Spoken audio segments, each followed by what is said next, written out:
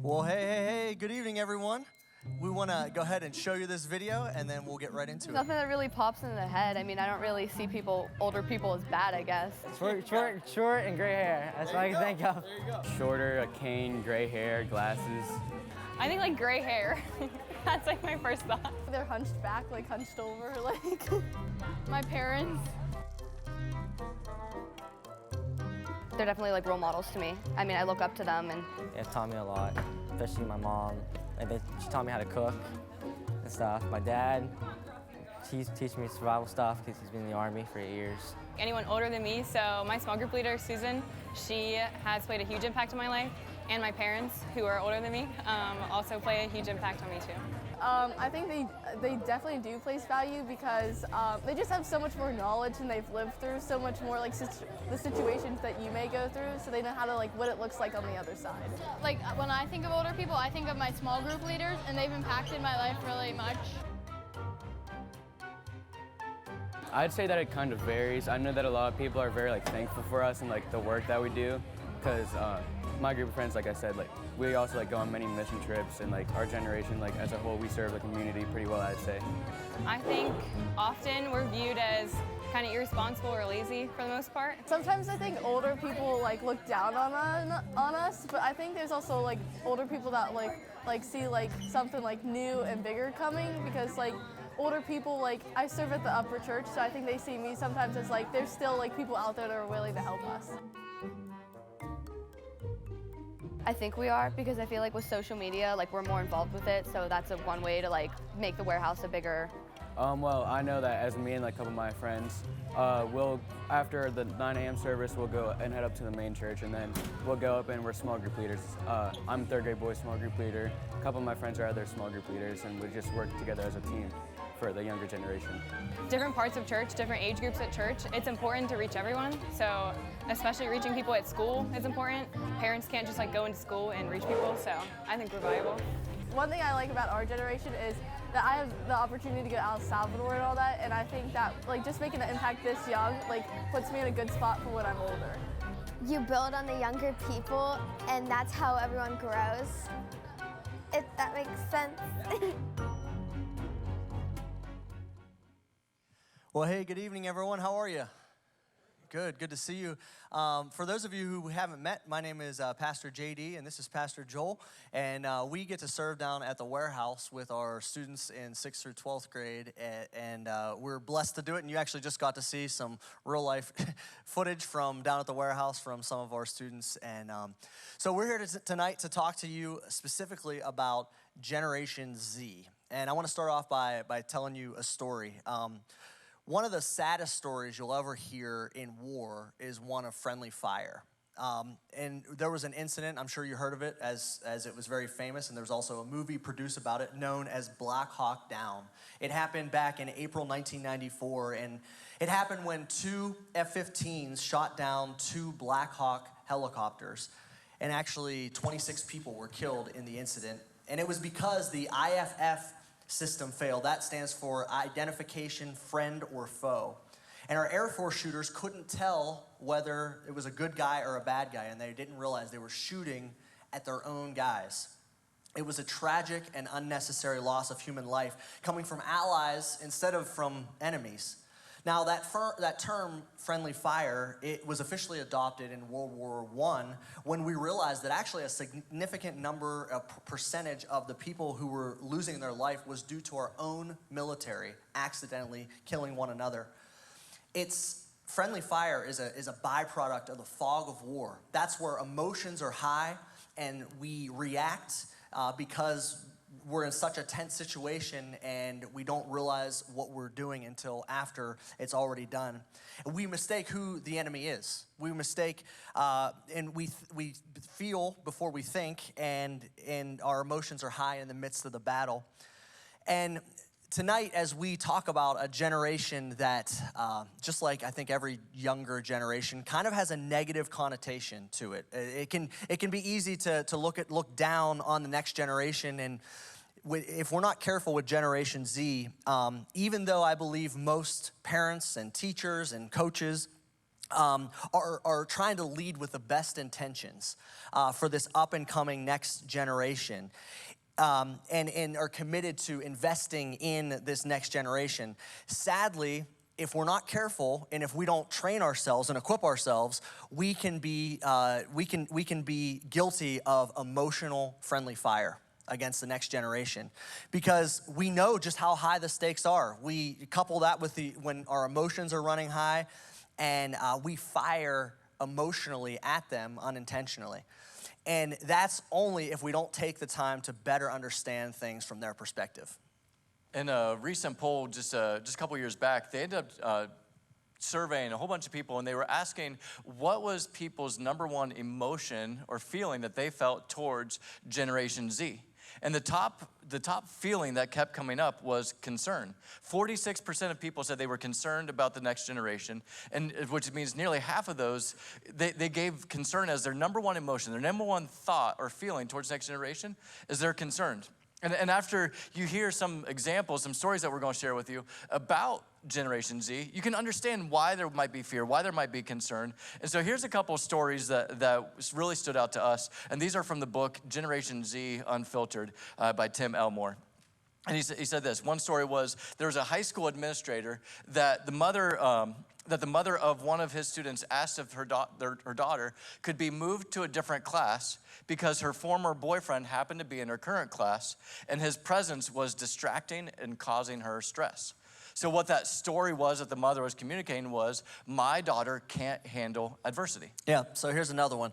There was a human resources executive who said that 6 times in the last 2 months, she would offer a young professional a job to hear them reply, okay, thank you, but now my parents need to interview you to make sure you're a suitable boss for me. So these parents are saying, hey, my kids are adults, but they still need my help navigating everyday decisions. All right, well, how about this one? A college instructor was confronted by their student who came up to him after class and said, after they received their graded papers back, and they said, let me get this right, they said, they looked at him and said, my parents paid full tuition to the school, so I deserve an A in this class. Somehow, this student had embraced the narrative that if my parents just pay the money, then I'm entitled to the grades I want as a result. But this one's my favorite. So there was a president of a university who shared that a parent had called his office and said, hey, I just noticed by looking at the Weather Channel that it's going to be cold where you're located. Could you please make sure that my son wears his sweater today? So this person's narrative is that their son needs help making even the most simple decisions during the day. Now, these examples obviously give us legitimate concern about the healthiness and readiness for adulthood that the next generation has. But our feelings are really important because they affect the way that we lead them. So what has this done to our leadership? Well, Hara Marino says this. She says, parents are going to ludicrous lengths to take the bumps out of life for their children. However, parental hyper-concern has left a net effect of making kids more fragile. See, the truth is that students are naturally anti-fragile. We adults actually make them fragile with our current leadership practices. We watch, think about a toddler, for example. When a toddler starts to walk, we watch them, they fall, they get up again, they fall, they get up again. They get bumps on their heads, their elbows, their knees, all of that, but they keep on going. Why? Because their ambition to explore new territory. Now, as they grow older and when they move outside of toddler age, and they become a young child, just past age, they bump their head, they fall down. And by this time, a child has learned to look to their parents to seek their reaction so that they know what kind of reaction to have themselves. If adults panic and quickly rush to the aid of the child, then they condition the child to panic as well. They mirror our emotions because our children respond by what they see. Yeah. See, the story that we tell ourselves about reality, the reality in front of us, it influences us every bit as much as reality itself. Let me explain by telling you a story. There was an anesthesiologist, his name was Henry Beecher, and he ran out of morphine when he was conducting and operating on wounded soldiers back in World War II. Well, obviously he's fearful because he is out of, without having the anesthetic in order to relieve the pain, but eventually he ran out and he had no other options. So he tried a very risky experiment. Not sure if you heard this, but he gave the wounded soldiers a salt drip. It had no medication, no painkiller, and discovered that it had the same effect as the morphine. He said this, quote, "The patients reacted as if they had been given morphine. They didn't scream and they didn't go into full-blown shock." The point that we're trying to make is our belief is quite persuasive. And what does this have to do with Generation Z? Well, I believe that adults are walking around with an overarching narrative of what today's Generation Z, this younger generation, these teens of today are like. And the stories we tell ourselves, whether they are true or whether they are based on emotion or feeling, they inform us on how we perceive, feel, and act toward the next generation. And they ultimately determine how we lead the next generation. Now, my point in telling you this story is not that we're supposed to lie to ourselves or lie to them. That pretending that something's true is never enough. But the point is we want to make is that there is power in your personal narrative. There is power in what you believe about the next generation. In Coddling the American Mind, the author writes this: "We're not saying that the problems facing students and young people more generally are minor or all in their heads. We're saying that what people choose to do in their heads will determine how those real problems affect them." See, our beliefs impact the reality we experience. And so the question we want to ask is, what is your narrative about Generation Z today? Now, over 50 years ago, there was an experiment that was done with rats in a maze. The goal for each rat was to make it to the end of the maze to get an edible reward. And so in this experiment, they actually gathered a bunch of students and they told them that they were going to monitor this experiment. But the truth of the matter was, it was the students who were the subject of the test, not the rats. See, the students were told that through careful breeding and specialists had created a strain of genius rats and a strain of dummy rats. Half of the students were told that they had the smart ones and the other half were told that they had the remedial ones.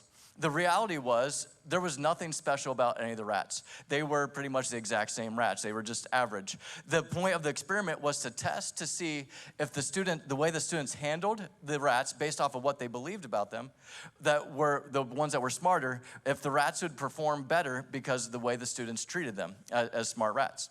You see, you could probably guess what happened. Of course, the study found that the rats that the students believed to be brilliant performed measurably better than the ones that they were believed to not be that bright. The researchers then asked the students about their behavior towards the rats, and it turned out that the students that believed they had the smart rats ended up treating their rats better. They handled them more gently, they spoke to them more kindly, they spoke to them with belief and confidence, and in the end, their belief actually affected the rats' behavior. Dr. Rosenthal went on to focus his study on that same issue, but dealing particularly with students in the education system. And he wanted to know, how does a teacher's belief about the student's ability affect the way that they respond? And his research later demonstrated that teachers' expectations genuinely impacted the academic performance of the students. The faculty who were told that they had gifted students ended up with significantly higher scores for their classrooms, and the faculty that were told that they had average students had lower scores. The fact of the matter was going into that study, the students had the exact same averages of scores. See, our expectations and beliefs are two of the most significant factors in determining the success of Generation Z students we lead.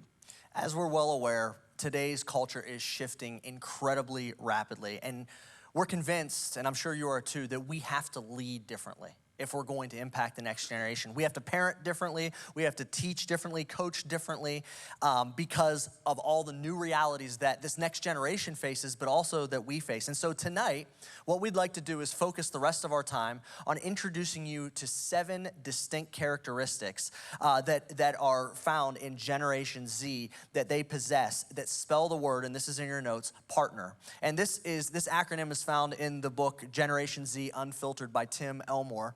And our challenge for you tonight is for each of us to make a commitment to say, you know what, no matter who I am, whether I'm a parent, grandparent, whether I'm a teacher, whether I'm a bus driver, whether I'm somebody who works with young professionals who are just now emerging into Generation Z, just now emerging into the workforce, that we would say, you know what, I'm going to choose to partner with these. I'm gonna have a narrative of belief about this generation, and I'm going to not do everything for them, but I'm gonna intentionally give them ownership over their own growth.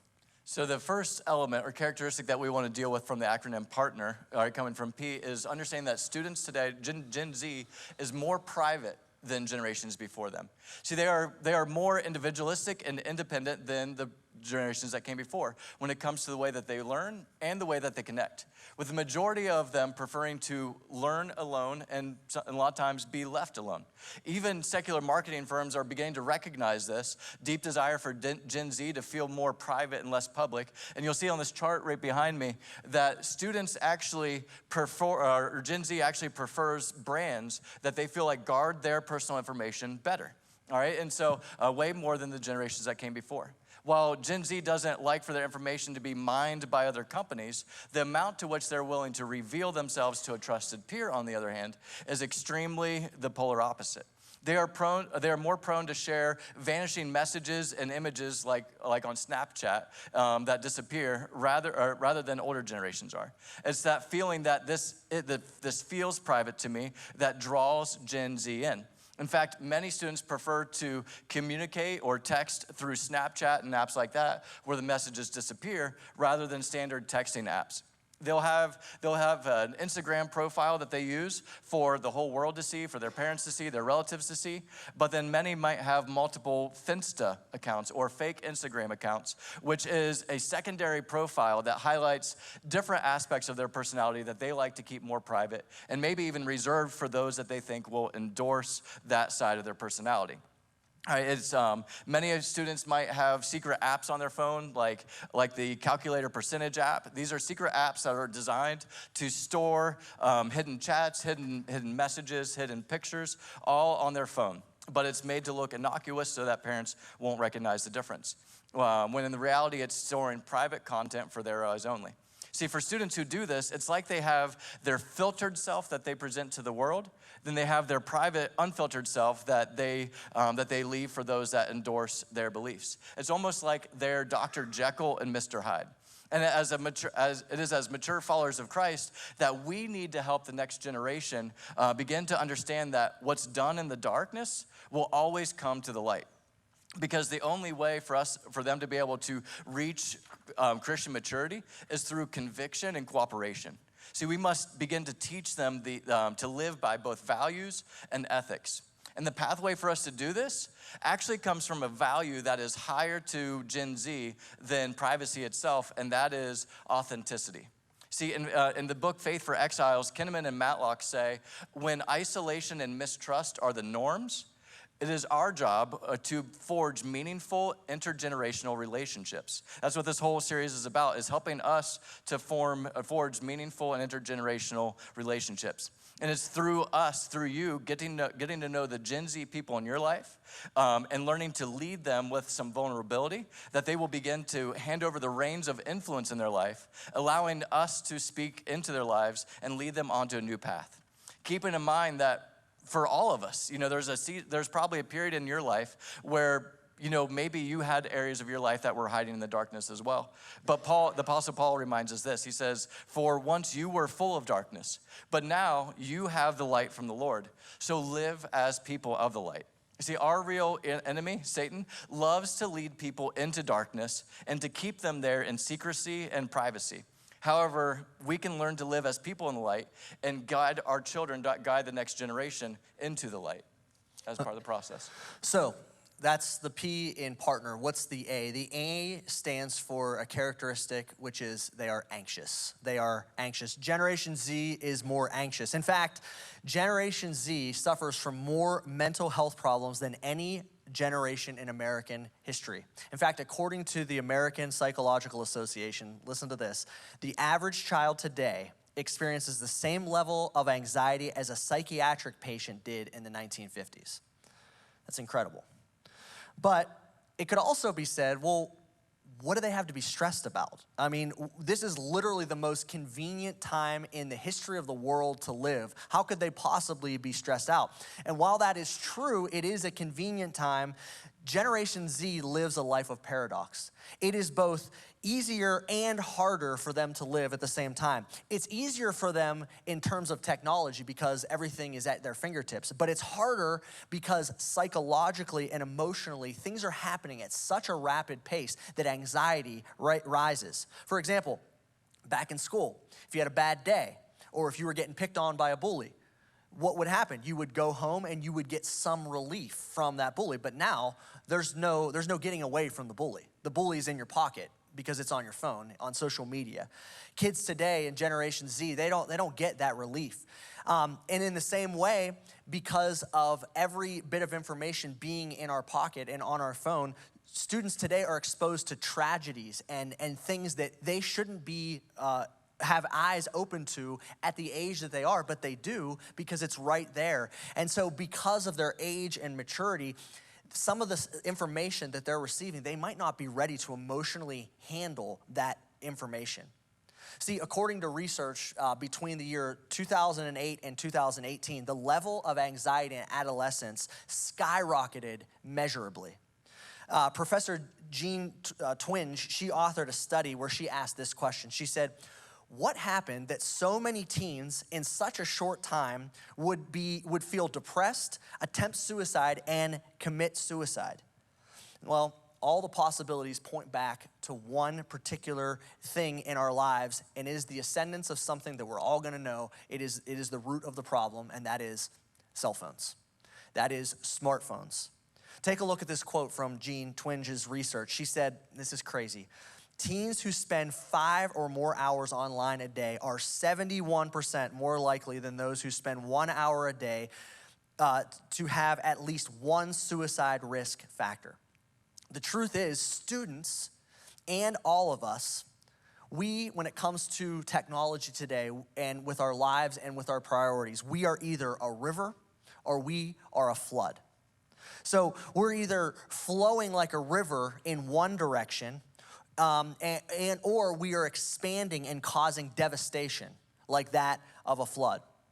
Now, we say this all the time to our students down at the warehouse when we're talking about them having priorities in their life. But we say to them, you know what? You can do anything, but you can't do everything. There is power in your no. There is power in being able to say no. So what do you have to do in order to be, what do rivers have that floods do not have? Well, they have banks, right? They have banks. They have margins that a flood does not have. There's a space that enables the river to flow in one single direction. Proverbs 4:23, it's a famous verse. It says, above all else, guard your heart, for everything you do flows from it.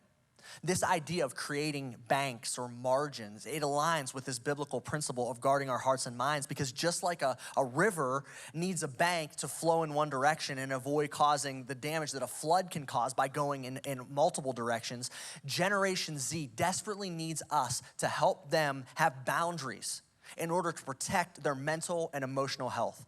So the question is this: in this fast-paced culture, how do we help Generation Z create banks in their lives? How do we help them do that? What can we do to partner with Generation Z to help them navigate the anxiousness that is weaved into our culture? Well, Miss Jenny hit on this last Wednesday, whenever she talked about Generation Alpha, and we want to hit on it again because it is so critically important.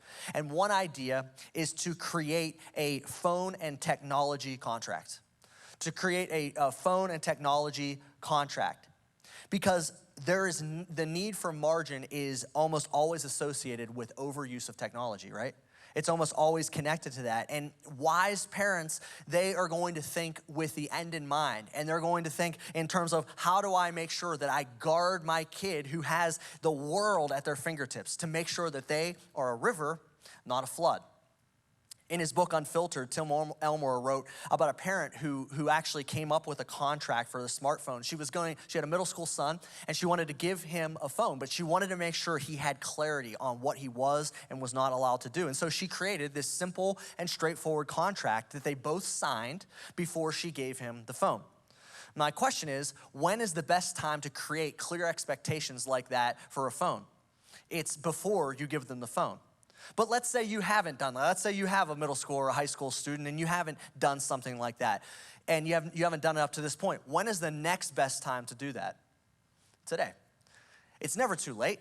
It's never too late. We can start right now. It might be a little bit harder because you've already kind of set an expectation, but it is never too late. Well, this mother, she reminded her son of a couple things. Number one, she bought the phone, therefore it was her phone, not his phone. He got to use it. She was going to let him use her phone as long as he stayed within the boundaries, within the banks of their agreement. Now, in her contract, she clearly spelled out a couple things. She spelled out which apps he was allowed to use and which apps he wasn't allowed to use. She told him that she purchased a parental control app that linked to his phone and to all of his devices, like the ones you see here on the screen, in order to track which apps he was using, who he was communicating with, how frequently he was going on certain apps.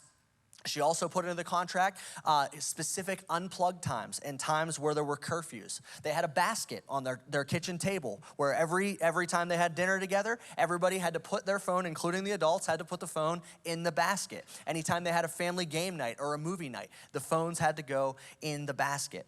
Now, for some of us who we ourselves might be a little bit addicted to our technology, this might sound a bit extreme.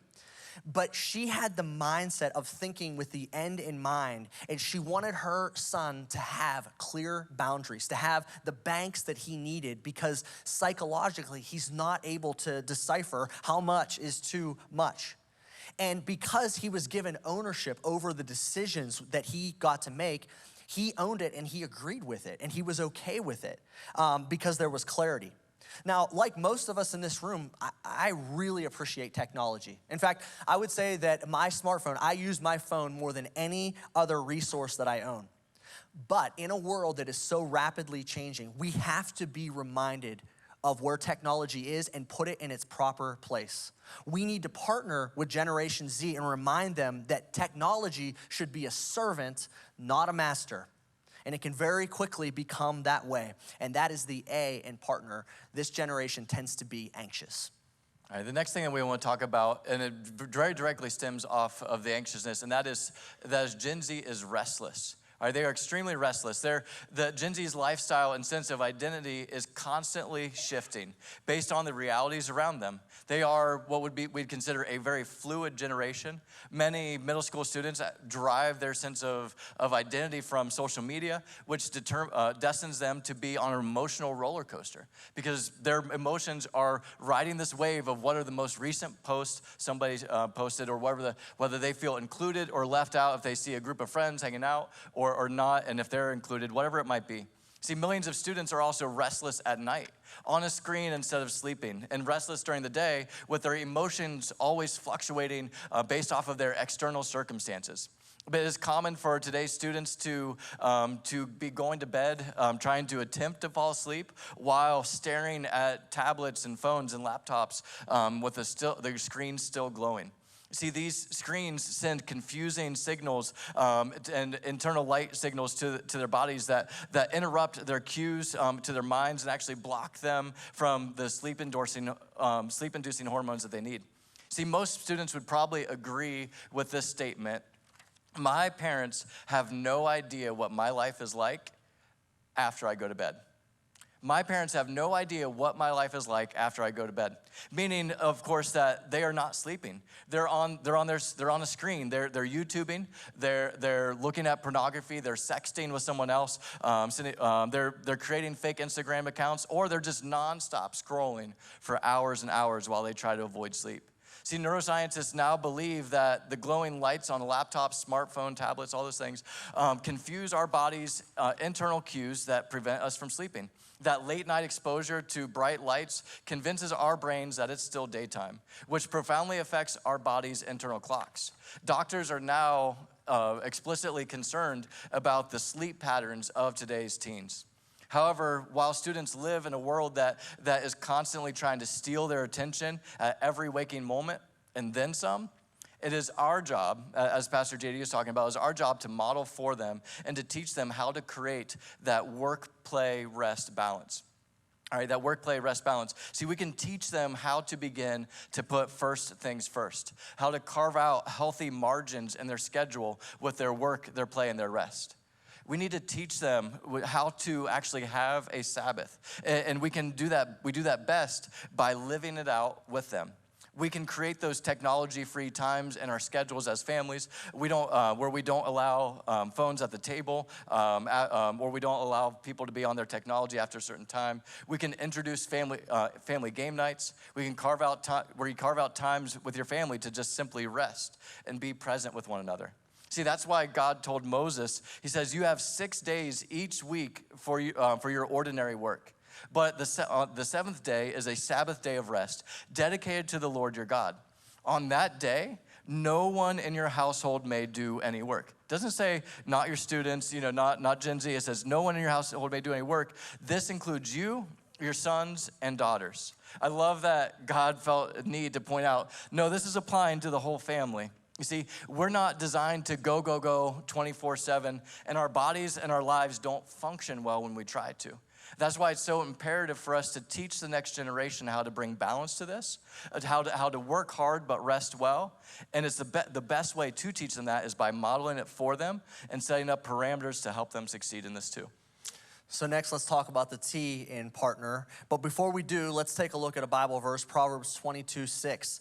It says, train up a child in the way he should go, and when he is old, he will not depart from it. I think when we think about this verse, we often think of it in terms of raise up a child in the way he should go, the ways of the Lord. Understanding, having a deep relationship with Jesus, understanding God's word and loving God's word, serving others. And all of those things are absolutely true, and that is the intention of this verse. But I also believe that this can apply to the T in partner, which is when Generation Z, which is a characteristic of Generation Z, which is that they are tech savvy. They are very tech savvy. In fact, they are more tech savvy than any generation before them. Did you know that the average student spends the equivalent of a full-time job, 9 hours a day on their devices, not including their schoolwork? That's the average. To give you an idea, here's a breakdown of how the average teenager today or Gen Zer uses just their phones. And while you look at those statistics, I want to tell you that, when my mom, who's about 65 years old, whenever she has a problem with her smartphone, she calls me. Whenever I have a problem with my phone, I ask my daughter, who's 8, and my son, who's 9, how they can help. Because my daughter, ever since the time she was 2 years old, she's 8 now, but ever since the time she was 2, she could get on my phone, she could go to the PBS Kids app, she could search for her favorite show, she could sync up Bluetooth earphones and put them in and listen to the show quietly because technology is native to her, right? Pastor Brandon mentioned that in week 1, that he called Generation Z digital natives because the world they've grown up in has always been immersed in technology. If we look at that verse from Proverbs in light of technology, the verse, it highlights the importance of us instilling these values on how to use technology. Yes, it's about God's word and understanding and growing them in God's word, but it's also about the ways of the world, understanding how they can be responsible and productive in this thing that is not going to go away, which is called technology. And so it's important for us as parents, as teachers, as guides, as mentors to Generation Z to help them navigate the digital world.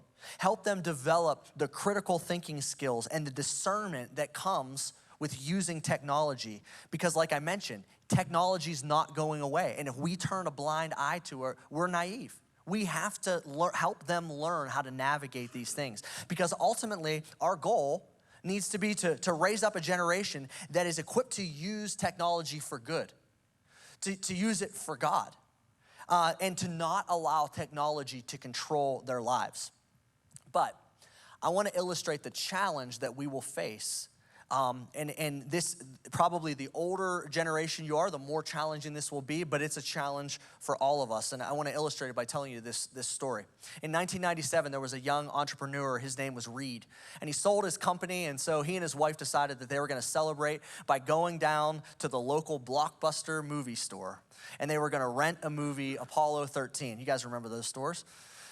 Well, after they had watched the movie, guess what he forgot to do? He forgot to return the movie. In fact, he actually lost the movie for a long time. And finally, he found it and he returned it and he realized that he had a major fine that he had to pay. Now, on his drive back to Blockbuster, he had two main thoughts. One is, how am I going to tell my wife how much I have to pay for this movie? And second, he thought, man, there's got to be a better way for home video entertainment. There's got to be a better way. And shortly afterwards, he was on his way to a fitness center and he had an epiphany. And he thought to himself, you know what, my gym, it applies a 1 monthly flat fee for me to use the gym no matter how many times I go, no matter how many different pieces of equipment I use. What if a video store did the same thing, where there was 1 monthly flat fee? And what if that you could get as many movies as you wanted? And better yet, what if you never even had to leave home to get those movies? It was at this point that Reed Hastings created his original idea for a little company we know as Netflix. After some development, he decided that he was going to share this idea with Blockbuster and explain to them, hey, what do you think about this? Hoping that they would see that there was some improvement that needed to be done to their business model. But they didn't see it. They thought they had the corner market on and handling future movie rentals. And they told Reed to take his idea somewhere else. And so he did. And he called it Netflix. And now Netflix, as well as other online streaming sites, have taken the world of home entertainment and phone entertainment by storm. In the meantime, Blockbuster shut down their last store in Alaska, and that's no longer a brand that we use today. The big takeaway from this story is this: in many ways, if we aren't careful and intentional, we will have a Blockbuster brand leadership in a Netflix world. We have to be careful that we adapt to the times, not our biblical mindset. That needs to be strong and never changing.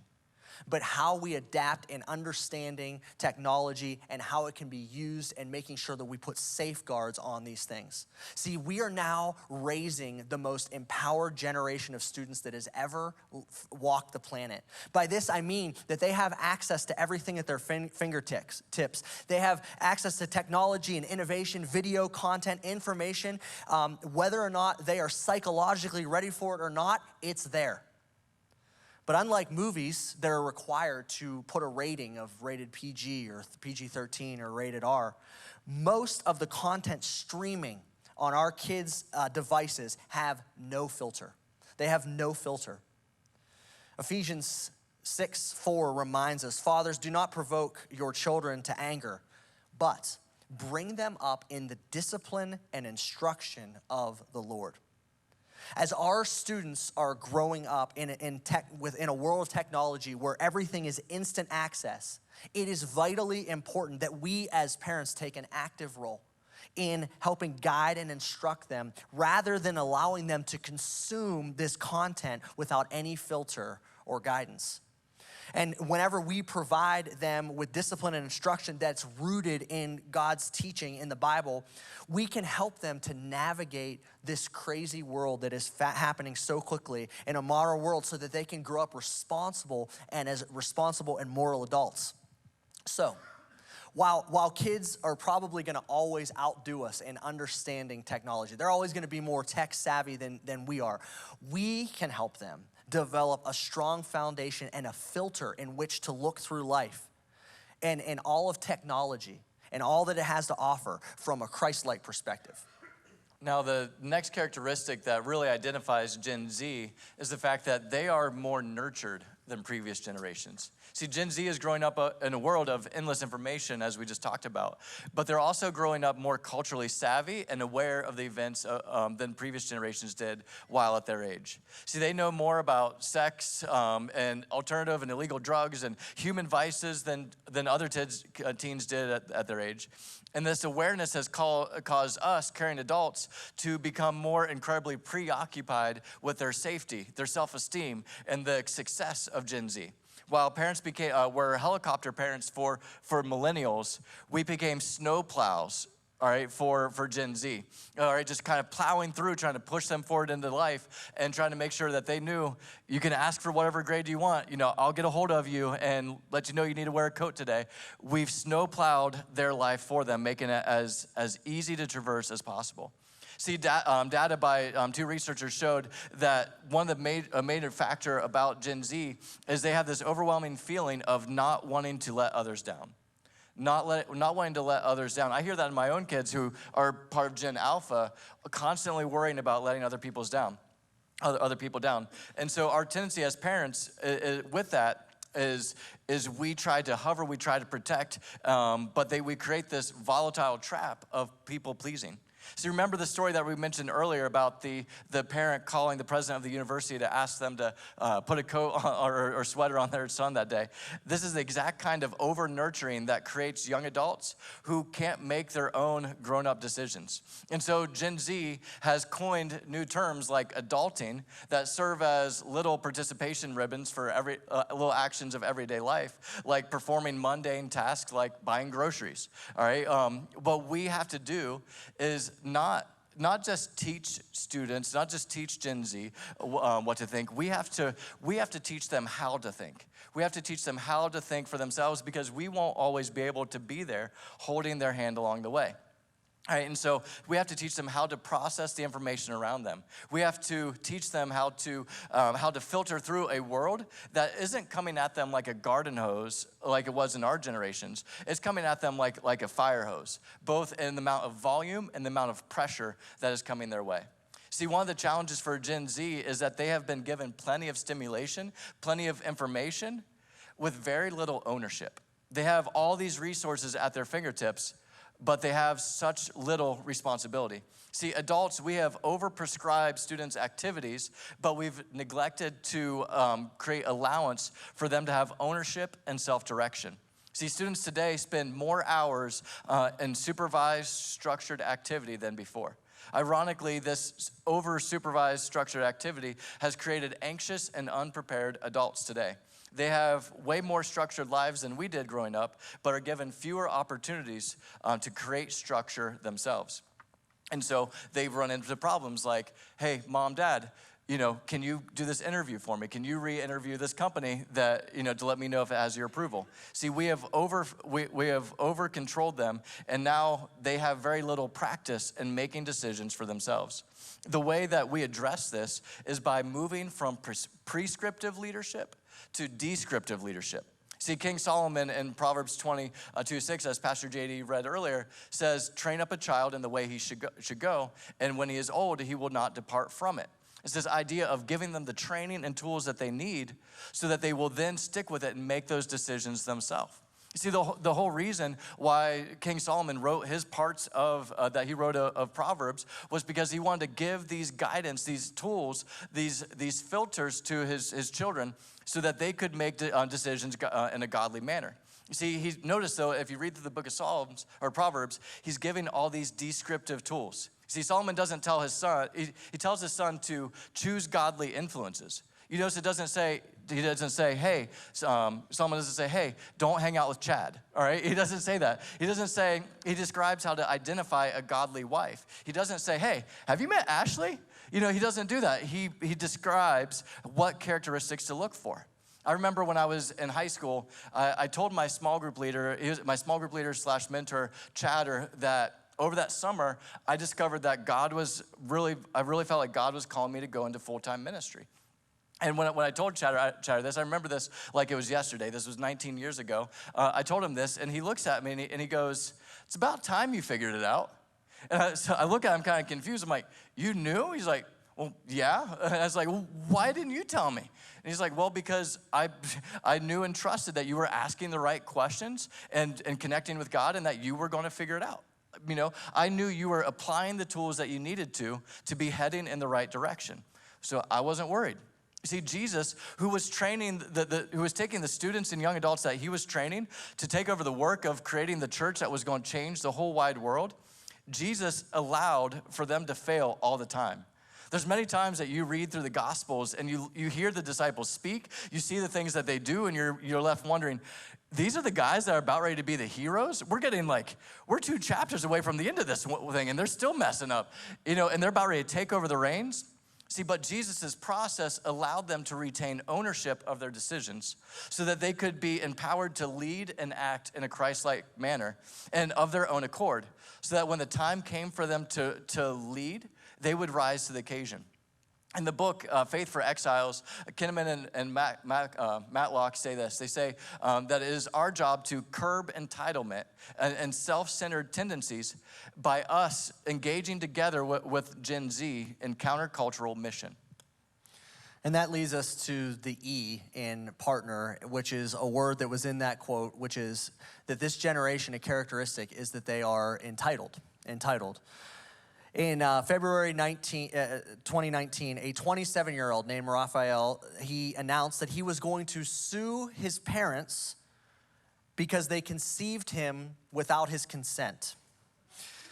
This is not a joke. This is actually something that happened. He grew up in India, and he felt that he was entitled to receive payments for the rest of his life for activities such as going to school and finding a job. And the reason, his logic was because he had never given his parents permission for him to be born.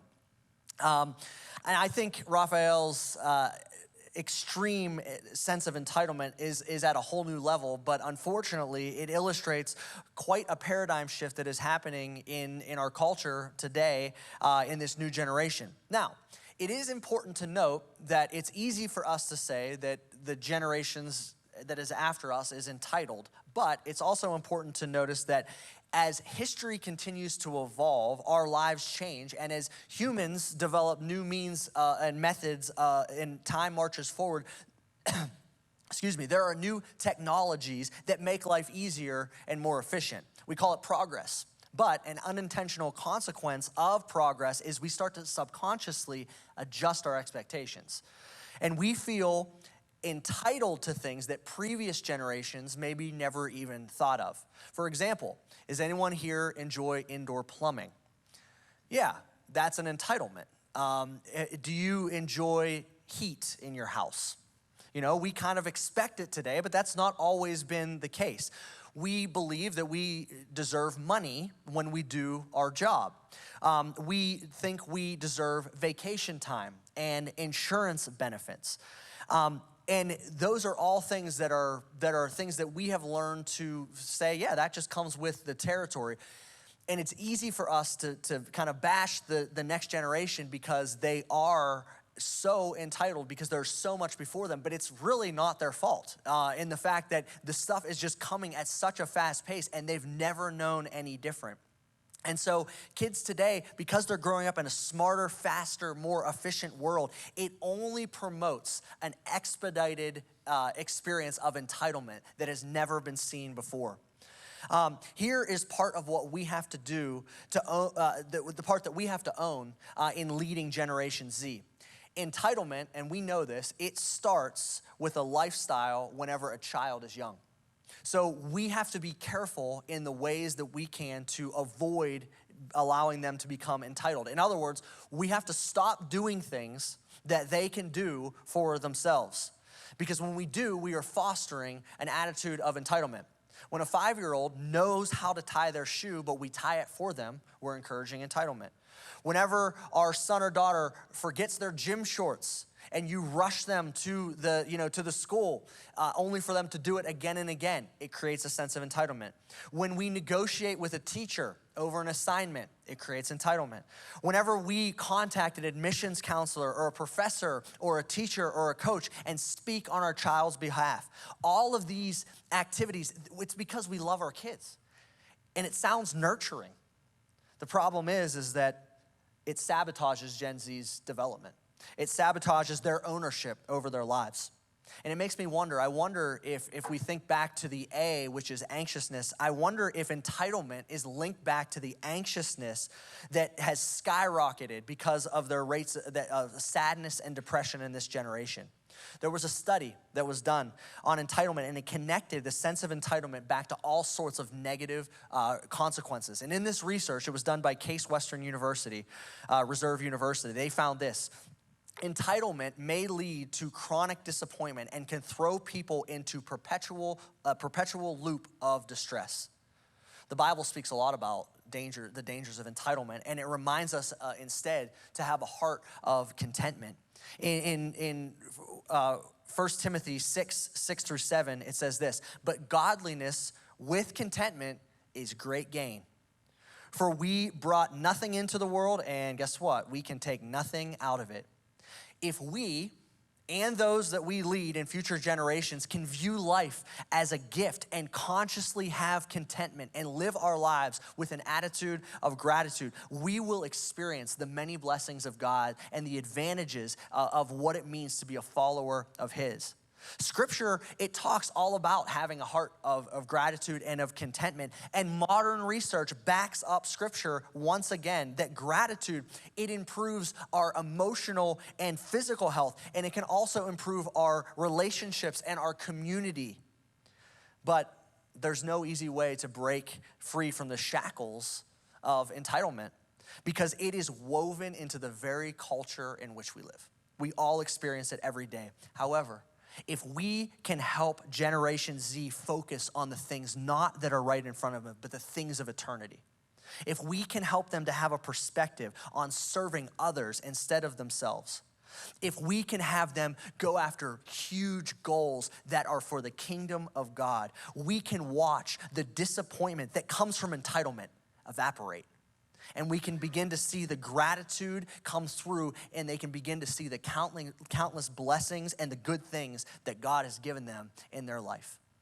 Now, the last part of partner that we want to talk about today is that Gen Z is redemptive, and they are ready to be redeemed.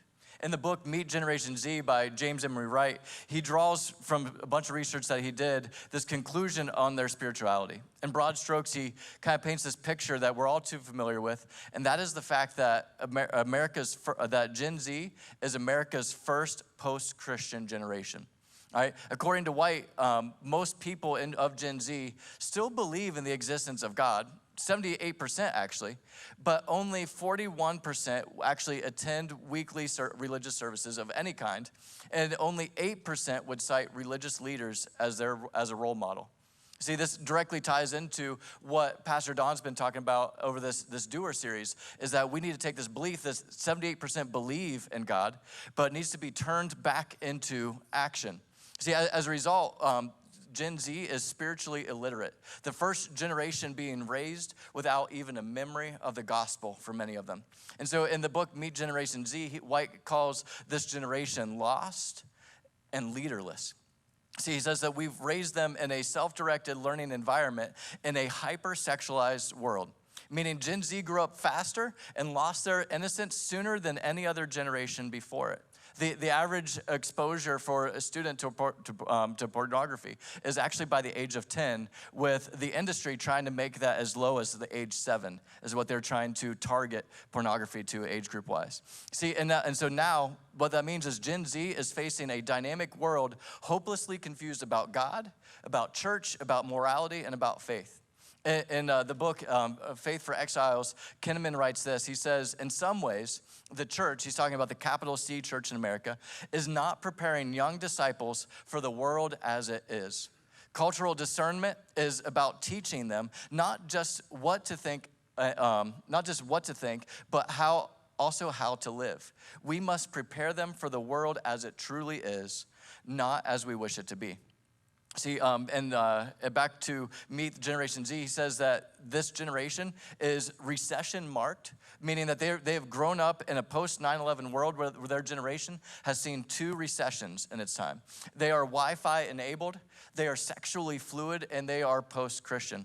See, I looked over the top 100 songs right now on iTunes the other day, and 52 of the songs were labeled explicit. Of the other 48, all right, the topics of the songs were not exactly kosher either, all right? They did not hold to biblical worldviews on relationships, on life, on money, on any issue that they were addressing. They did not handle or hold to biblical worldviews. And even the album artwork for most of these albums featured a hyper-sexualized album covers. All right, and so it's like that the world kind of figured out how to bring Woodstock to Gen Z's pockets.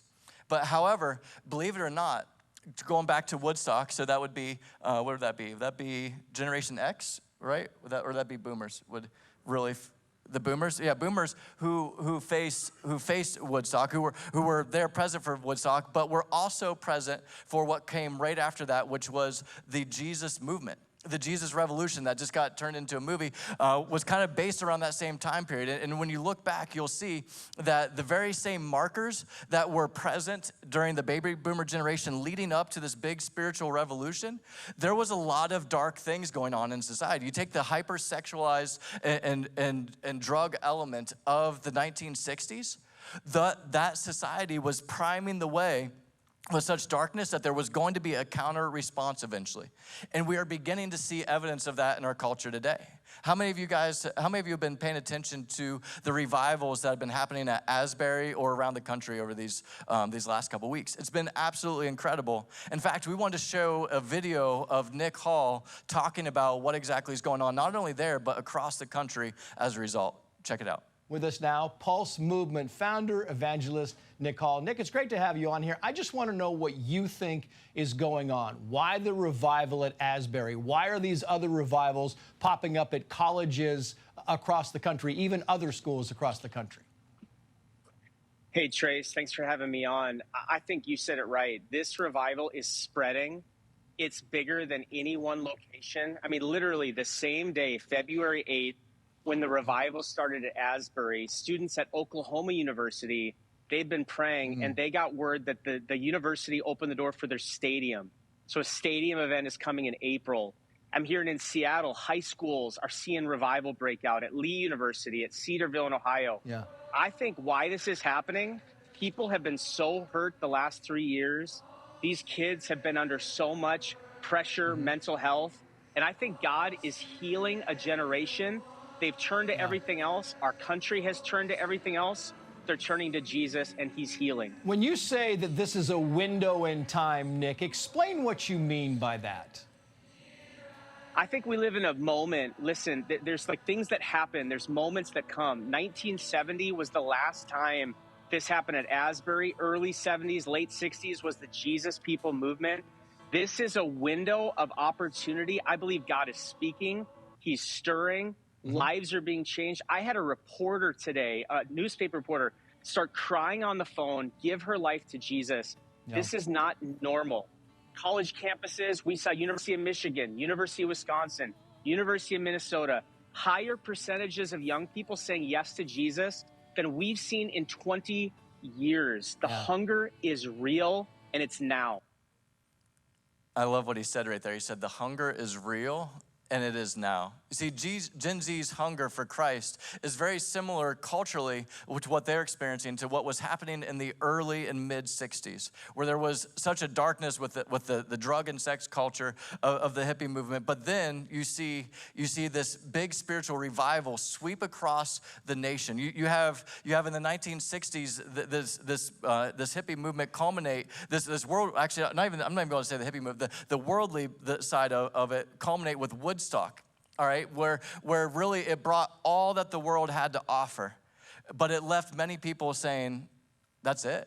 I thought there was more. I thought these ideals promised so much, but they left me so empty. And so what happened was this big spiritual revival started to take place across the nation, and ended up becoming international. And so that is what we're hoping to see today, is that in order for Gen Z to form a more resilient identity, both personally and spiritually, that they first have to experience intimacy with Jesus. See, and here's the thing is they are hungry and they are yearning to experience that relationship with Christ. They're hungry for more because they've tasted and seen what all the world's had to offer from a very, very young age. They've been exposed to all of it. And now what they're doing is they're looking back at all these past generations. They're looking to us and they're asking, is this for real? Is this thing that you believe, is this Jesus that you follow, is he for real?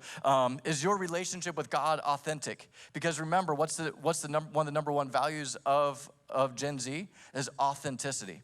And so what they want to know is, how is a relationship with Jesus transforming our lives, the ones that they're looking up to? See, adolescents, they yearn to be their own persons in a pluralistic and uncivil world, but they have no guides enabling them to find their place in an ever-changing society. Too often, students are merely reacting to the world that's shifting around them without a clear vision as to where they belong or where they're going. Their days are filled with more reactions than actions, and they need the help of those, all of us who have gone before them, to help them see the bigger picture. See, we all have the privilege of guiding the Gen Zers in our life to finding their place in the much larger story. In a study by the Barna Group, they looked at what are the most effective ways of sharing Christ with Gen Z.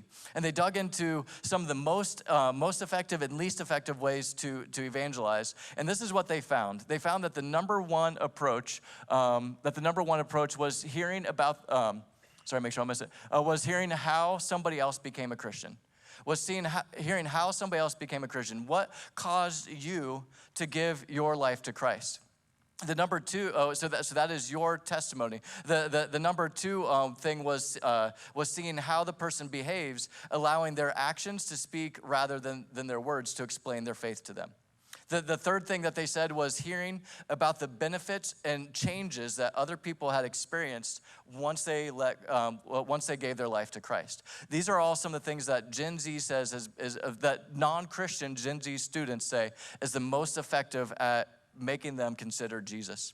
All right, some of the other things were inviting a Gen Zer to church, to whether it's a church service or a special event, that when somebody says to them, this is the most important thing in my life, this relationship with Christ, and it would be that much better if you were a part of it, they hear that and they feel invited in, they feel welcomed in, and that's new territory for them, and it feels good.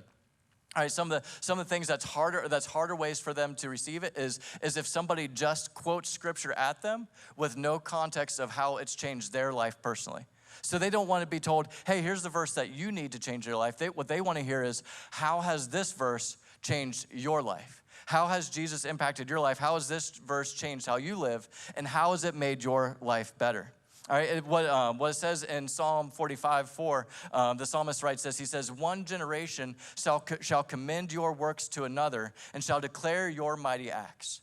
That is what we are called to do, is we are to commend Christ to the next generation, to talk of his mighty acts in our life, what he has brought us through and what he has led us to, so that they can see that they can have the same thing as well. See, we are the litmus test to the next generation, to Gen Z, on whether Christianity is real or not, whether a relationship with Christ really changes your life or not. They're looking to us and they want to see it lived out, so they know that it really fulfills all that it promises. So once again, we need to recognize the narrative that we are telling ourselves about Gen Z. Remember that they don't have to feel lost, and they don't have to remain leaderless. Believe it or not, they are looking for leaders in their life. They are looking for influencers. They're looking for guidance, and they are looking for us to partner with them and to help them become all that God has designed them for. Well, let us pray for you guys, and then we can take some time to answer some questions if you want. Heavenly Father, I want to come before you tonight and just want to thank you for this group, that they would take the time to just be with us and to begin to just focus on and study what the next generation is dealing with and how we can understand things better from their perspective. Lord, help us to partner with them to help to see things from a perspective that is different. I pray that we came in here a little differently than, we leave here a little differently than we came in. And God, that you would allow what we've talked about tonight, that it would allow us to partner with a generation, that we wouldn't do everything for them, but that we would give them the resources and the tools in order to help them become the generation that you've called them to be. God, we put them in your hands. It's in your name we pray. And everyone said, amen. Amen. Thank you guys very much. And at this time, we'd like to, if you have any questions or comments, we'd love to be able to do that. And whenever you ask the question, we'll repeat it so that anybody who's watching online can hear your question. Yes, sir.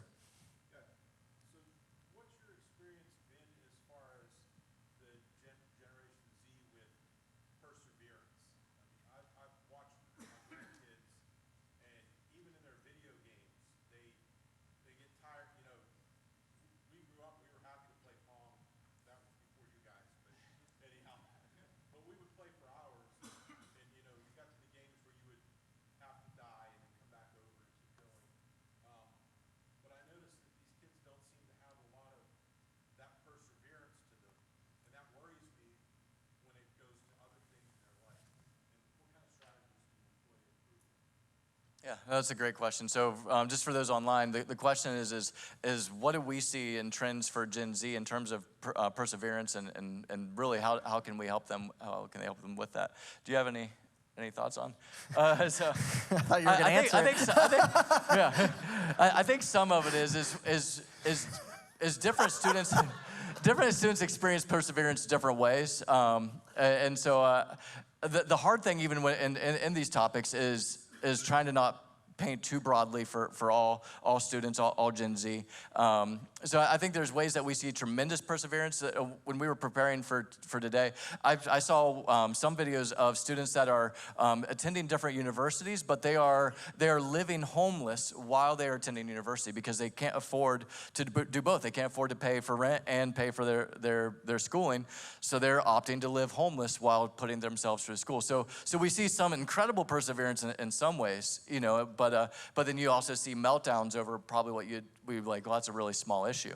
So I think that's a really great question. I think some of it is making sure that we're not over nurturing. I think that does cause a lack of perseverance because they haven't had to persevere over anything. We're catching them before they hit the ground, and so they haven't learned that, or we're rescuing them because there's an ex-boyfriend in their classroom and it's awkward. So I think anytime that we can, not always rush to the rescue, I think we can help build some perseverance. So. Also, I just wanted to add, the best way that I've seen to develop perseverance for this generation is get them serving.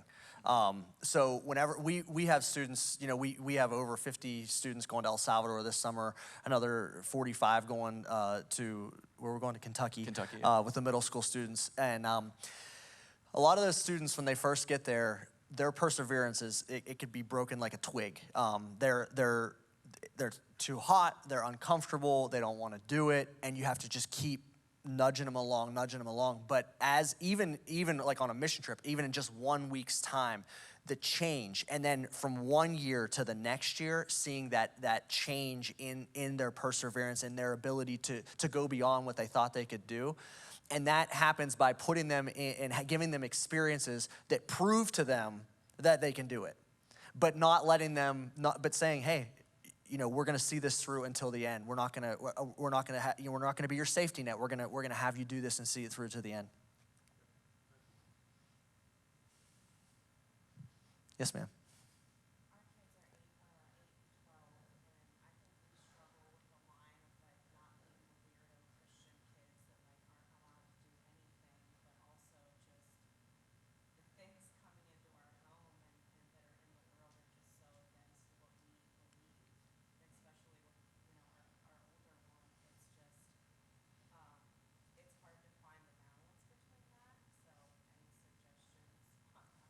Yeah. So the question was, they have an 8 and a 12-year-old, and they're trying to have strong Christian ethics and a livelihood, but you look like weirdos compared to everybody else because you seem more strict and more conservative than other families. And a great analogy I heard of this. Have you guys ever washed your car and then put it in the garage?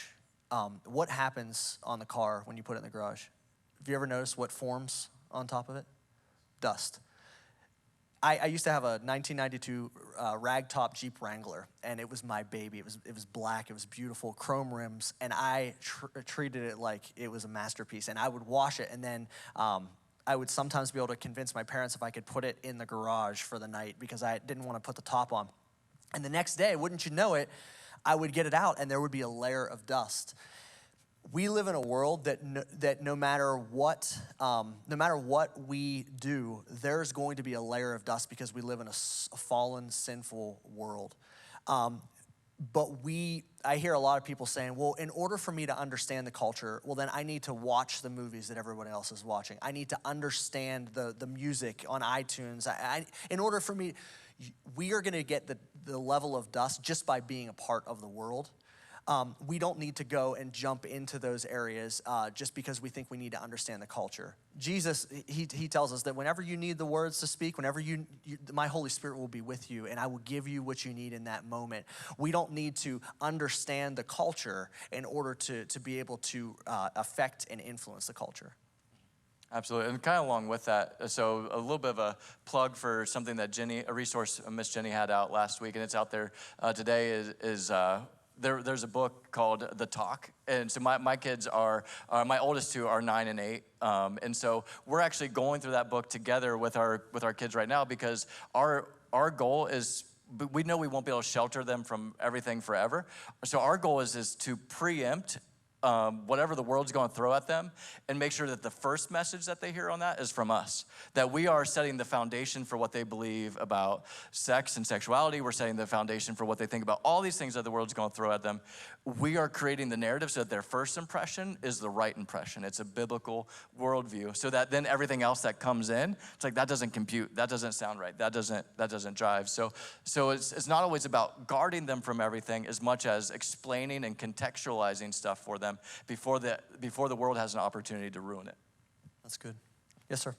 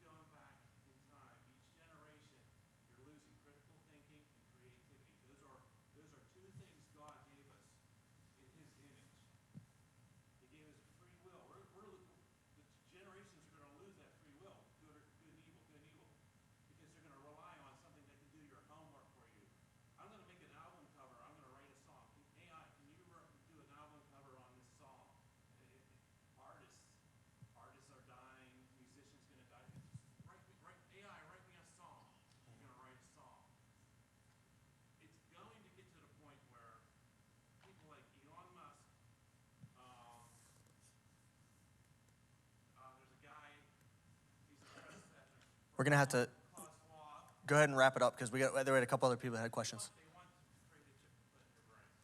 Well, I think one of the things that's encouraging to me looking at Gen Z specifically is one of the trends that's happening with college-age Gen Z students is a surprising amount of them are actually ditching their smartphones and going to more traditional flip phones and stuff like that. It's a weird craze that's happening. It's kind of a hipster thing, but I think it's a small percentage. Yeah, but there is desire for them to unplug. I know a number of students at the warehouse who have dropped social media because they're like, you know what, I just don't like who I am because of it.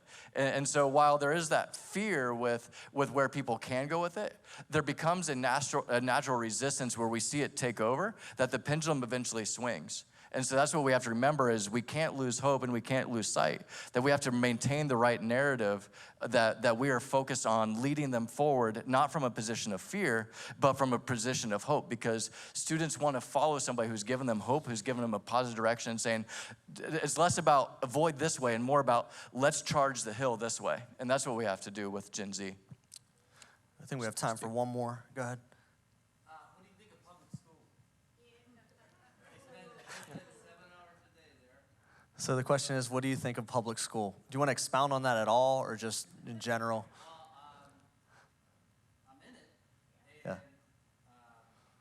And my kids are in your public school, so. So how concerned are you? That's the question. I am, and I didn't know what it's. Sometimes you're in that world, you don't see what it's like from your end of it.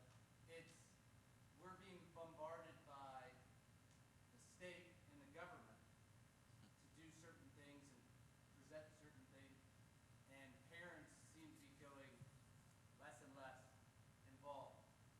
And that's what I'm seeing from the inside, but I don't know. Do you mean that they're more hands-off with the schools, or what do you mean by less and less involved? I don't think they really know what happens in a classroom, what happens in a hallway.